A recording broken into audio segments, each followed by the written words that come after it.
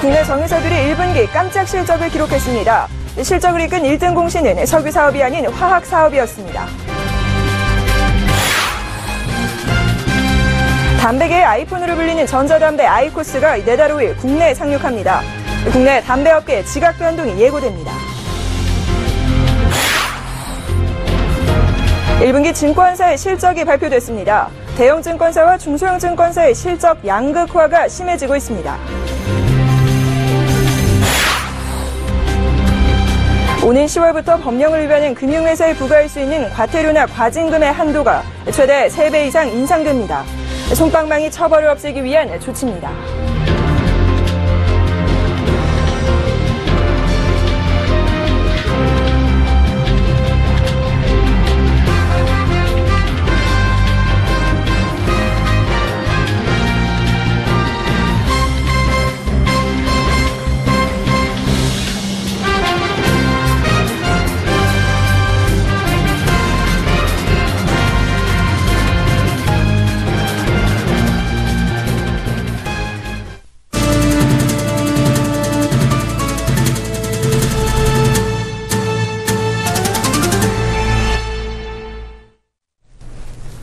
시청자 여러분 안녕하십니까? 센 경제 현장 김혜영입니다.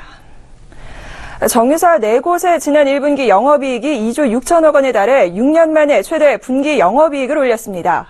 하지만 정유사들의 영업이익에는 석유를 정제해 휘발유와 경유, 등유 등으로 제품을 나누어 판매해서 남는 정제 마진보다 비정제 마진이 더 많다고 합니다. 정유사들이 정제 마진이 줄어들 것이라는 우려감에 화학 부문을 키워왔기 때문입니다. 김상윤 기자입니다. SK이노베이션과 GS칼텍스 등 정유사들이 지난 1분기에 벌어들인 영업이익이 2011년 이후 최대치를 기록했습니다. SK이노베이션의 경우 1분기 영업이익으로 1조 43억 원을 기록했고 GS칼텍스는 5,850억 원을 벌었습니다. 현대오일뱅크 역시 3,548억 원의 영업이익을 올렸습니다. 다만 S오일만 3,238억 원을 기록해 작년 1분기에 4,918억 원보다 줄었습니다. 이에 따라 S오일을 제외한 정유사들의 영업이익은 지난해 1분기보다 큰 폭으로 증가했습니다. SK이노베이션의 경우 18.8%, GS칼텍스는 85.2%, 현대오일뱅크는 75.7%나 증가한 것입니다. 정유사들의 실적 증가 배경은 정유사업이 아닌 비정유사업 덕분입니다. SK이노베이션은 1분기 영업이익 1조 43억 원 중 45%인 4,547억 원을 비정유 부문에서 거둬들였습니다. GS칼텍스 역시 전체 영업이익 5,850억 원 중 1,588억 원을, 현대오일뱅크는 3,548억 원의 영업이익 중 1,253억 원을 비정유 마진서 얻었습니다. 정유사들이 정제 마진 하락에 대비해 그동안 석유화학 사업과 윤활유 사업 등에 대해 투자를 단행하면서 체질 개선을 시도한 데 따른 것으로 분석됩니다. SK이노베이션의 경우 석유와 기초원료인 에틸렌과 파라자일렌 등의 가격이 오른 것이 실적 개선의 주요 원인으로 작용했습니다. 정유사들의 영업이익이 급증하면서 사내에 쌓아둔 사내 유보금 규모도 늘어날 것으로 예상됩니다. 이미 지난해 말 기준으로 SK이노베이션의 이익 잉여금은 10조 원을 넘어섰고 GS칼텍스와 S오일은 각각 9조 원과 4조 원의 잉여금을 확보했습니다. 현대오일뱅크 역시 2조 5천억 원에 육박하는 사내 유보금을 확보해 놓았습니다. 이에 따라 정유사들은 돈이 되는 화학 부문과 관련해 인수합병이나 투자에 나설 것으로 관측됩니다. SK이노베이션은 자회사인 SK종합화학이 지난 2월에 미국 다우케미칼의 포장재 사업인 에틸렌 아크릴사 부분을 인수했습니다. SK이노베이션은 앞으로도 대규모 M&A를 추진한다는 입장입니다. 이 밖에 S오일 역시 내년 4월 완공을 목표로 잔사유 고도화 시설 등에 총 4조 8천억 원을 투자할 예정입니다. 서울경제TV 김상용입니다.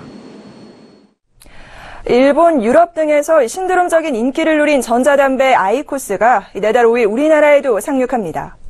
국내 담배 시장에 지각 변동을 일으킬 것으로 전망돼 주목됩니다. 이보경 기자입니다.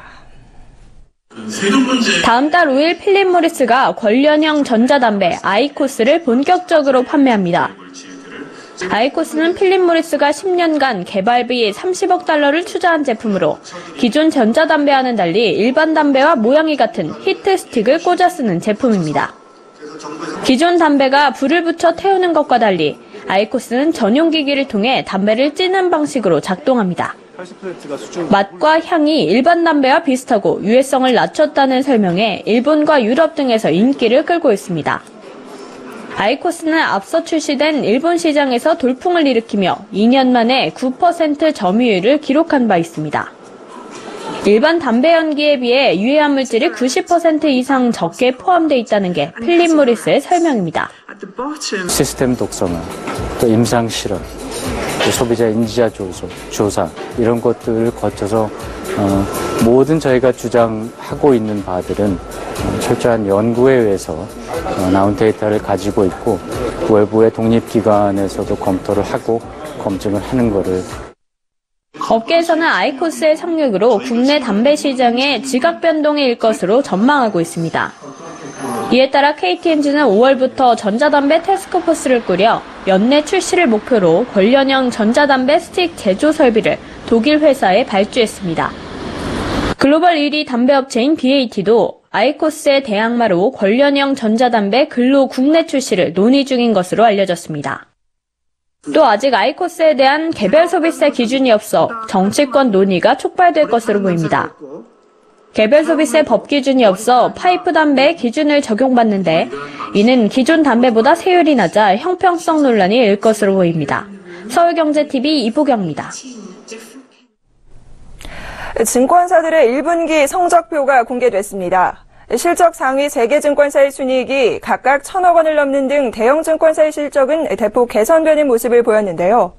반면 일부 중소형 증권사들은 대형 증권사의 약진과 대우조선 관련 악재로 부진한 실적을 보이면서 증권사 간의 실적 양극화가 심해지고 있습니다. 김성훈 기자가 보도합니다. 올 1분기 증권사 순이익 1위는 지난해 같은 기간보다 104% 이상 증가하며 1,300억 원이 넘는 순이익을 기록한 한국투자증권이 차지했습니다. 미래에셋대우와 KB증권도 각각 1,102억 원, 1,088억 원을 기록하며 2위와 3위에 올랐습니다. NH투자증권과 메리츠종금증권이 순이익 800억 원을 넘기며 뒤를 이었고 신한금융투자의 경우 111%가 넘는 이익 상승률을 보였습니다. 이처럼 1분기에 높은 실적을 보인 증권사들의 특징은 모두 자기 자본 규모 2조 원 이상의 대형 증권사라는 점입니다. 든든한 자본을 바탕으로 사업을 다각화하고 기업금융 부문에서도 수익을 거두면서 실적이 개선된 겁니다. 실적 순위 10위 안에 든 한국투자증권과 미래에셋대우, NH투자, KB, 삼성증권은 모두 자기 자본이 4조 원 이상인 초대형 증권사이고 신한금융투자도 자기 자본이 3조 원을 넘습니다. 반면 일부 중소형 증권사의 경우 부진한 실적을 보였습니다. 하이투자증권은 1분기 순이익이 27억 원으로 지난해 같은 기간보다 36.7% 줄어들었고 HMC투자증권이 35%, 교보증권과 IBK투자증권도 10% 이상 순이익이 감소했습니다. 동부증권은 국내 증권사 중 유일하게 올 1분기에 순손실을 기록했습니다. 이들 증권사의 실적이 저조한 것은 대형 증권사가 수익을 위해 다양한 부문으로 발을 넓히면서 설 자리를 뺏기고 있기 때문입니다. 일례로 중소기업 자금 조달을 위한 제3회 주식시장 코넥스의 자문인 제도는 중소형 증권사와 중소기업의 시너지를 기대하고 마련됐지만 대형 증권사들이 대부분의 자문을 맡고 있습니다. 대우조선의 회사채를 가진 하이투자증권과 동부증권의 경우 회사채 가격 하락으로 인해 실적 전망도 어둡습니다. 서울경제TV 김성훈입니다. 금융당국이 법령을 위반한 금융회사에 부과할 수 있는 과태료나 과징금의 최고 한도가 올해 10월부터 현재 수준보다 2배에서 3배 오를 전망입니다. 금융위원회는 오늘 정례회의를 열고 과태료와 과징금의 부과 한도를 대폭 올리는 내용의 11개 주요 개정금융법의 시행령 개정 작업을 추진하기로 의결했다고 밝혔습니다. 과태료 한도가 높아지는 대신 같은 위반 행위에 같은 수준의 제재가 가해지도록 해 부과 기준을 개선해 형평성을 높였고 면제 근거도 마련키로 했습니다. 정은규 기자입니다. 오는 10월부터 금융관련법을 위반하는 금융사에 대한 과태료 부과액이 대폭 늘어납니다. 금융사 체제를 개인 중심에서 기관과 금전으로 바꿔 솜방망이 처벌 논란을 줄이려는 겁니다. 금융지주와 은행, 보험, 증권사 등의 과태료 부과 한도는 현재 최대 5천만 원에서 1억 원으로 올라갑니다. 개인의 경우 임직원은 부과 한도가 2천만 원, 대주주인 경우는 5천만 원으로 차등을 뒀습니다. 다만 보험 설계사나 보험 대리점 등은 지불 능력을 감안해 현행 1,000만 원 부과 한도가 유지됩니다. 비교적 영세한 여신 전문 금융업이나 저축은행, 신용정보 등도 현행 최고 한도 5천만 원을 유지하되 대형 대부업자는 저축은행과 규모가 비슷한 점을 감안해 현행 2천만 원에서 5천만 원으로 인상 적용합니다. 금융당국은 개정안에서 제재 강화와 더불어 과태료를 면제할 수 있는 근거를 신설해 제재의 탄력성도 높이도록 했습니다. 과징금 산정과 관련해서는 위반 행위의 중대성이 반영될 수 있도록 부과체계를 개선했습니다. 지금은 기본 과징금을 산정할 때 법정 부과 한도액에 따라 구간별 기본 부과율을 적용합니다. 앞으로는 일률적인 기본 부과율을 없애고 위반 행위의 경중을 고려한 부과 기준 방식이 도입됩니다. 이 밖에 이번 시행령 개정안에서는 현직자에 대한 제재 권한에 맞춰 퇴직자에 대한 제재 권한 중 일부를 금융감독원장에게 위탁키로 했습니다. 금융위는 조만간 11개법 시행령을 입법 예고한 뒤 관련 절차를 거쳐 10월 19일부터 법 발효와 함께 시행되도록 할 계획입니다. 서울경제TV 정은규입니다.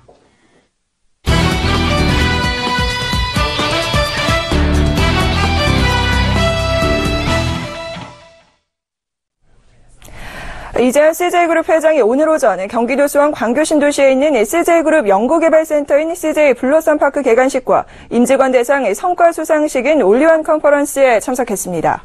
이 회장이 공식 석상의 모습을 드러낸 건 지난 2013년 7월 구속 기소된 이후 3년 10개월 만인데요. 이 회장의 경영 복귀로 CJ그룹의 바이오와 물류, 멀티플렉스 등 글로벌 사업이 활기를 띨 것으로 관측되고 있습니다. 자세한 이야기 경제산업부 정찬신 기자와 이야기 나눠보겠습니다. 안녕하세요. 네, 안녕하세요.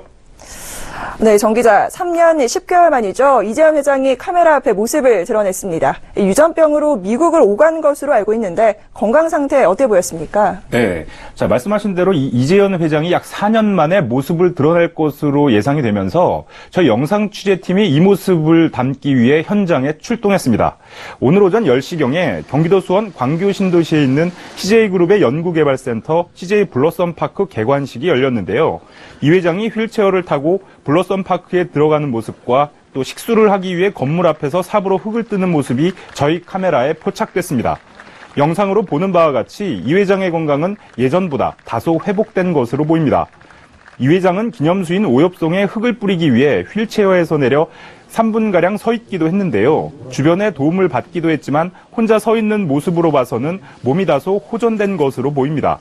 특히 입가에 환한 미소를 띠는 등 시종일관 웃는 모습을 보여주기도 했습니다. CJ그룹은 취재진이 몰릴 것으로 예상되자 건물 주변에 포토라인을 설치하고 근접 촬영을 막기도 했는데요. 이날 이재현 회장의 모습을 담기 위해 약 50명의 취재진이 몰렸습니다. 네, 이재현 회장의 경영 복귀 사실상 CJ그룹이 갖는 의미가 상당히 클 것 같은데요. 어떻습니까? 네.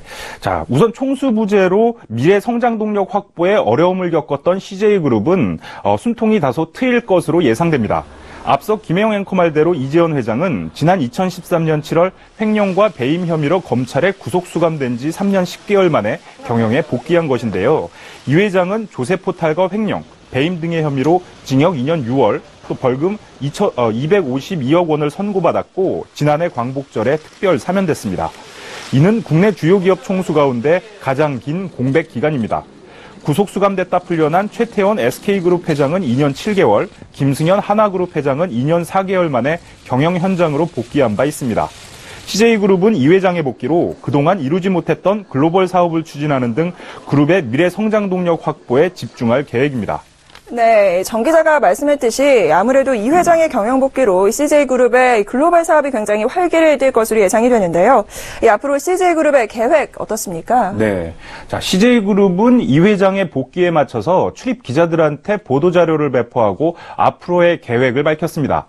CJ그룹에 따르면 이재현 회장은 이날 2010년 제2도약 선언 이후 획기적으로 비약해야 하는 중대한 시점에 자리를 비워 미래 성장 동력을 확보하지 못했고 또 글로벌 사업도 부진했다면서 가슴 아프고 깊은 책임을 느낀다고 말했습니다.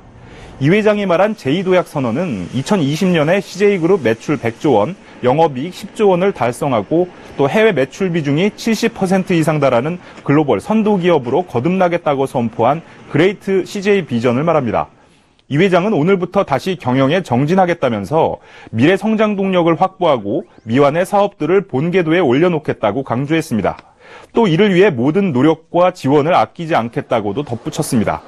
이 회장은 이날 2020년 그레이트 CJ를 넘어 2030년에는 월드베스트 CJ를 달성하겠다고 강조하는 등 한 단계 더 발전한 비전을 내놨는데요. 2030년에 세계 이상의 사업에서 세계 1등이 되고 궁극적으로 모든 사업에서 세계 최고가 되는 CJ를 만들겠다는 겁니다.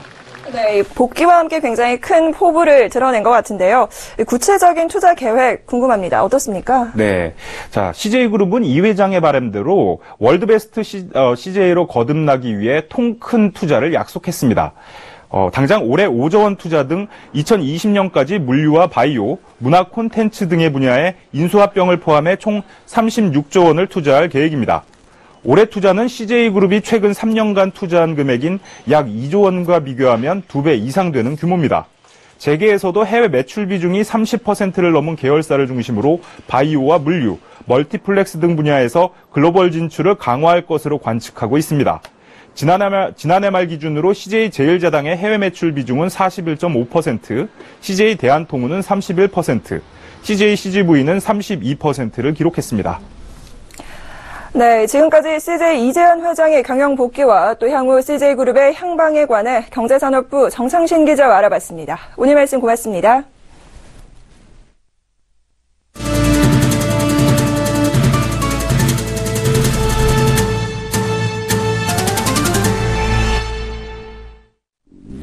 니키 헤일리 유엔 주재 미국 대사가 유엔 안전보장이사회 긴급회의에 앞서 가진 기자회견에서 북한의 핵미사일 실험 중단의 전제로 북한과 대화할 용의가 있다고 밝혔습니다.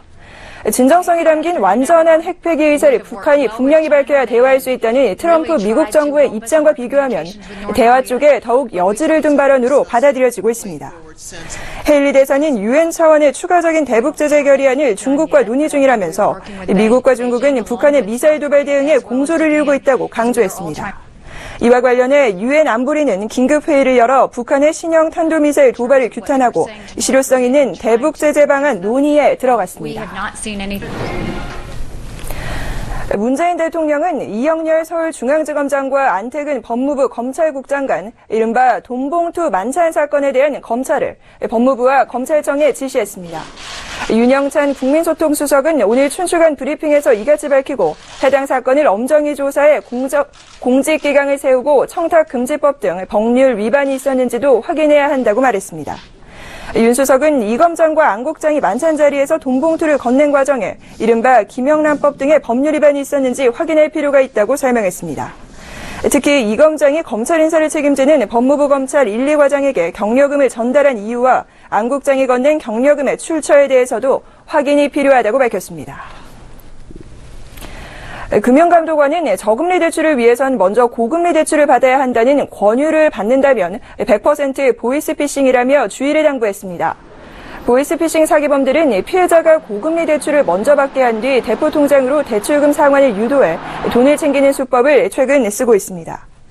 금감원에 따르면 올해 3월 급한 돈이 필요한 서민을 대상으로 한 대출 빙자형 보이스피싱 피해액은 149억 원입니다. 이 가운데 대포 통장 계좌로 대출금을 상환했다가 사기범에 빼앗긴 금액이 69%를 차지했습니다. 사기범은 보통 햇살론 등 정부 정책 자금을 지원받으려면 캐피탈사에서 고금리 대출을 이용한 이력이 필요하다며 피해자에게 접근했습니다.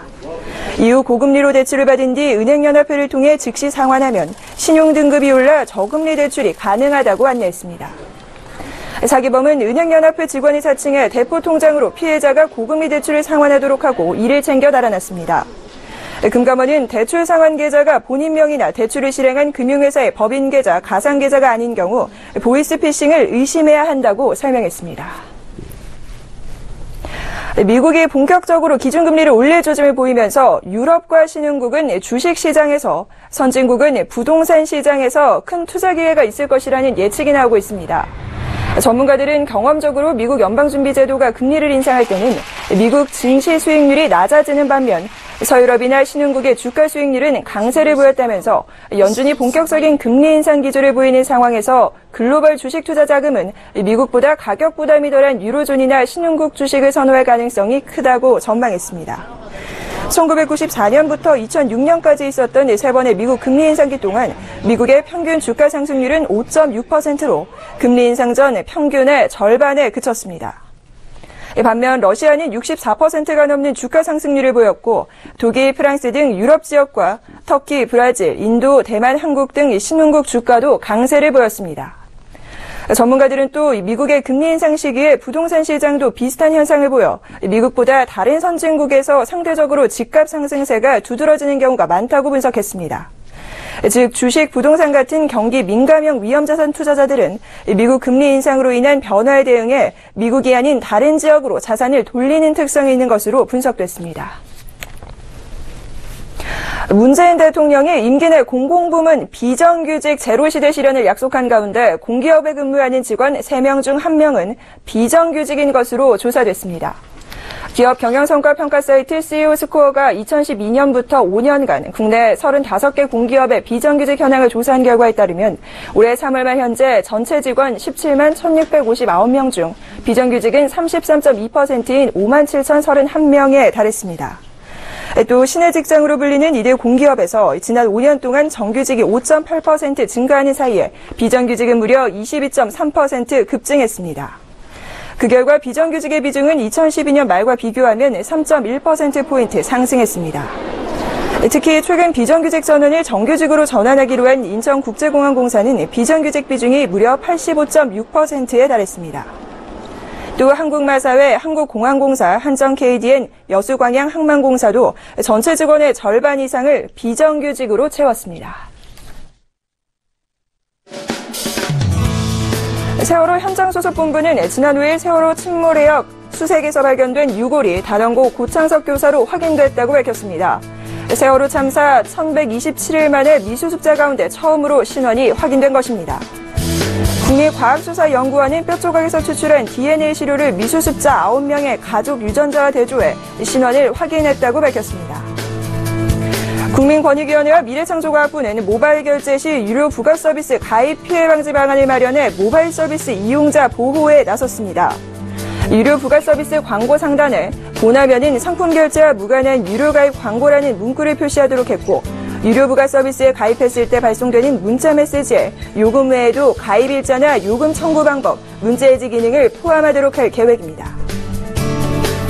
대한항공은 이달 몽골 사막 지역인 바간우르시에 1만 그루의 프퓰러 나무 등을 심는 봉사활동을 실시한다고 밝혔습니다. 이 봉사활동은 지난 2004년부터 14년째 이어져 오고 있으며 이곳에 심은 나무는 총 11만 가구에 달합니다. 박영수 특별검사팀이 비선 실세 최순실 씨 측에 뇌물을 건넨 혐의로 기소된 이재용 삼성전자 부회장의 재판에서 박근혜 전 대통령을 증인으로 신청했습니다. 특검은 수사 과정에서 박 전 대통령이 출석을 거부해 직접 조사하지는 못했고 뇌물수수 경위와 이 부회장과의 개별 면담 상황 등을 확인해야 한다고 설명했습니다.